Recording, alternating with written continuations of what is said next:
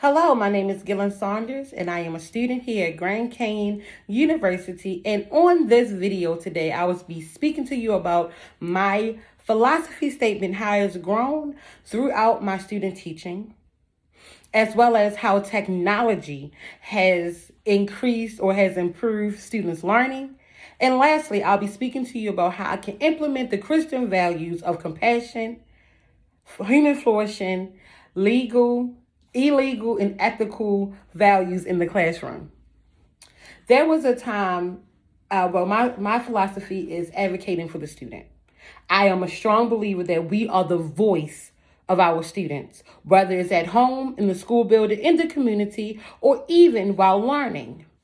While we were on remote learning with COVID, I had a student who was at a relative's house while she was in class because her mom had to work.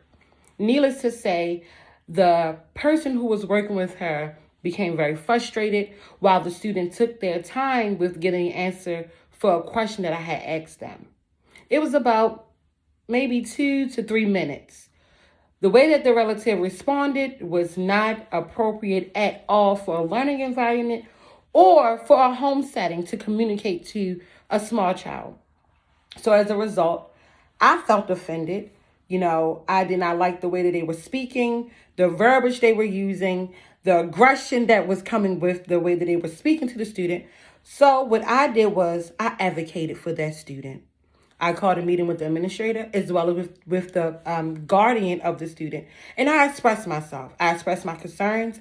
And I also spoke on the fact that the student may not be confident with getting an answer wrong. I had to be that voice for that student because just as the parent assured me, the student wouldn't have told the mom that that was what was happening in the home at that time because she was timid, she was afraid. So me being a teacher, I advocated for my student. And it is our jobs as educators to always advocate for our students, even when we may mess up at times. We have to advocate for them as well.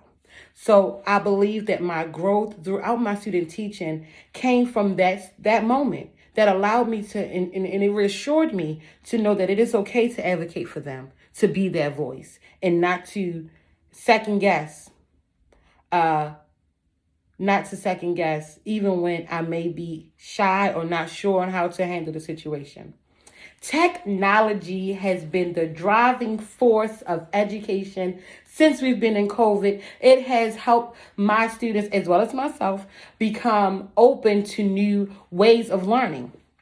Typically, we may use YouTube videos, and that would just be it. Now I have learned new learning apps, platforms such as Amplify, iReady, ABC Mouse, ABC Yeah, and one of my favorites, Kahoots. That is the most fun game that we love to use in class. It allows our students to not only learn shapes while we're doing it, but we can implement our own questions and have funny answers. And it's just a way for my students to learn, but also play, right? And I'm a big advocate of learning through play. Even if it's not hands-on as of right now, technology has helped us. Technology has also opened the doors for my parents to learn how to use it properly for their children versus giving them the iPad and going about their night. Now they have to they have to go on Seesaw, they have to log in, they have to help the child with logging into Google Classroom. So these application technology has been a driving force, and I'm appreciative of technology and how swiftly it was able to accommodate the learning needs for my students. One way that I would implement compassion into my future classroom would always be to give my students a second chance, to not be so quick to give up on them, right? If they were to turn in a test and it's completely wrong, I would give them a second opportunity to complete the test, to make up any lost paperwork, any lost assignments that were not turned in by a certain deadline. I would extend them for my students. I would like to have compassion because teaching in COVID taught me that it's real life still happening for my students and their parents. I have students who parents work overnight. I have students who parents only see them 3 times a week. So I try to give my parents and my students the compassion that they need to complete the assignments with not that pressure. I also try to motivate my students. I motivate them while learning because sometimes it can be frustrating when you're not able to comprehend or give the correct answer when I'm asking it. So I give them chance after chance and I motivate them. Or I may help them to call on a friend as another way of compassion, teaching my students that it's okay to help another person, right? The way that I would implement human flourishing, I don't care what's going on. If I see that my students are in distress, uncomfortable, having a hard time with comprehending, I stop. I give my student brain breaks. Whether it's, if we were in the classroom, they would get up on the desk, lay around, fall on the floor, roll around. But while we're home, I stop.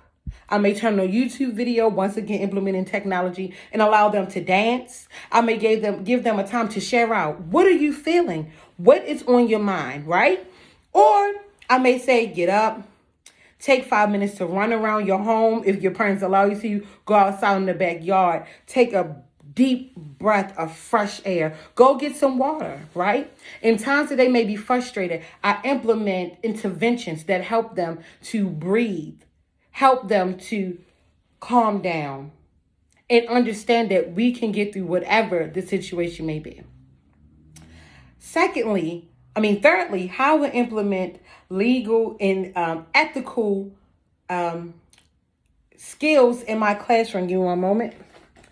At our school that we teach at is Barclay Elementary Middle School here in Baltimore, Maryland. And we have something that we call Barkley Barks. So this is what the BARK stand for. Be prepared, always act responsibly, keep our classroom, schools, and communities clean, and strive to achieve the set goal. With these five